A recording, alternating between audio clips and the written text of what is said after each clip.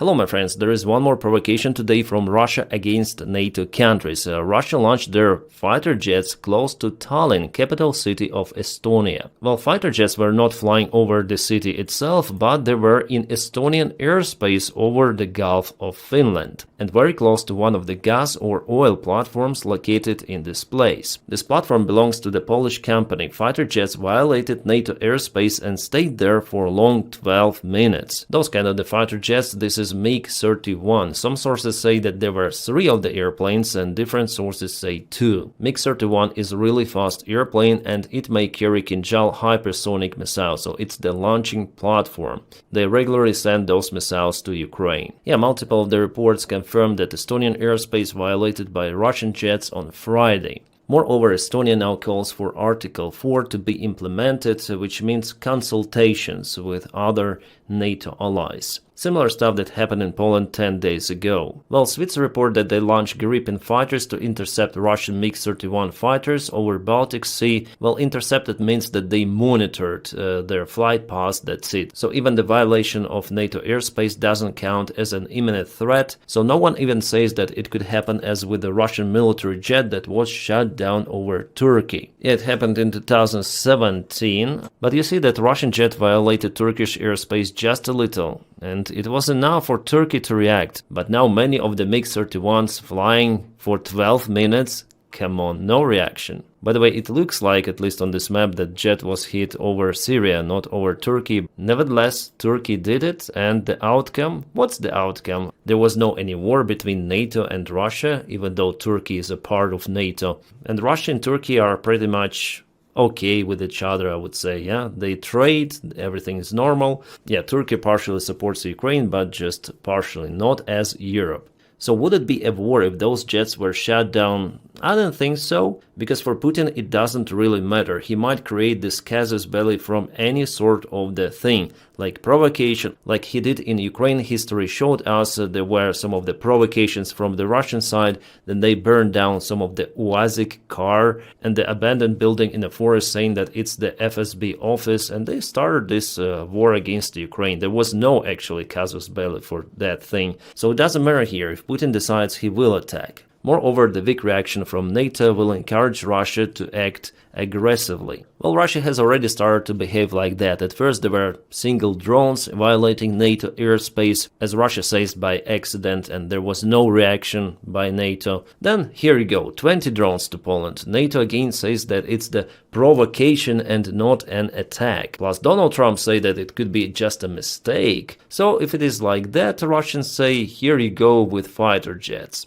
And with each escalation, Russia is coming closer and closer to the full-scale military conflict. For me, it's already vivid. Putin wants to attack those countries in perspective. Yeah, it's just a matter of time for now. And the situation in Ukraine also matters a lot, because Ukraine here deflects lots of the Russian army resources. But still, if Russia really needs to attack Baltics, they may announce a new mobilization, and here you go, they may have 1 million soldiers in a matter of few months. So if Russia starts this mobilization saying that they need reinforcements to send to Ukraine, be alerted about it, because they might have wider plans. So I expect more escalation in that region, especially the NATO and United States are weak. By the way, today Russia launched the attack on Ukraine. You may see we have trajectories of the drones flying towards Cherkasy and maybe Kiev. They entered Ukrainian airspace roughly 1 hour ago. And who knows, maybe they might even proceed further to Poland, Romania, as it was already before many of the times. Well, Trump's representative Keith Kellogg said that Putin wants to restore the Russian Empire, so he knows everything. And Kellogg tells about that stuff to Donald Trump, but Donald Trump just cannot receive this message. Trump is living in his own personal bubble, accusing Biden and Zelensky for starting this war against the country, which is 15, sometimes he says 20 times larger. Trump's Taco brain has this firewall, you cannot breach it, so I do not expect anything good from United States, not just for Ukraine, but also if we speak about protection of NATO allies in Europe. And maybe even Taiwan. Oh, by the way, I thought that those photos are just examples for us of the Russian fighter jets, but actually they were taken today by the time this provocation or violation of the NATO airspace happened. So we have those particular jets here.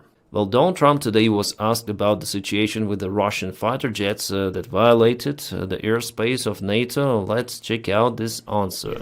A journalist's question is barely heard because of the poor audio, so I may tell you what he asked. He wondered whether Donald Trump considers this airspace violation as the threat for NATO. Well, I'm going to have to look at it. They're going to be briefing me in a short while, so I'll let you know about it tonight or tomorrow. What's your take in general? Well, I don't love it. I don't love it when that happens. It could be big trouble, but I'll let you know later. They're going to brief me in about an hour. And a follow-up on Charlie. Is there any reaction of condemning the situation that happened? Except I don't love it. There is absolutely zero reaction. I'm gonna be briefed maybe tomorrow, 2 days, 2 weeks, who knows, 2 years maybe. And what the hell is there? Trump Gold Card is here, trumpcard.gov. What? Is it the immigration golden card he promised to give even for Russian millionaires? Well, could be like that, and this guy, he likes himself so much. He's a narcissist psychopath, and you guys in United States, you elected it to be your president. Donald Trump about making money on the Ukrainian war. I don't want to make money on that war. I don't want to, but we are actually making money on that war because they're buying our equipment, as you know. But so give it for free if you don't want to make money. I mean, for Ukraine, not to European partners. Just direct military support of Ukraine, and believe me, there will be less provocations from the Russian side against NATO allies. But this idiot is pretty much stupid to understand the reality. By the way, United States is selling its weapons to European partners, but for the higher price, 10% more.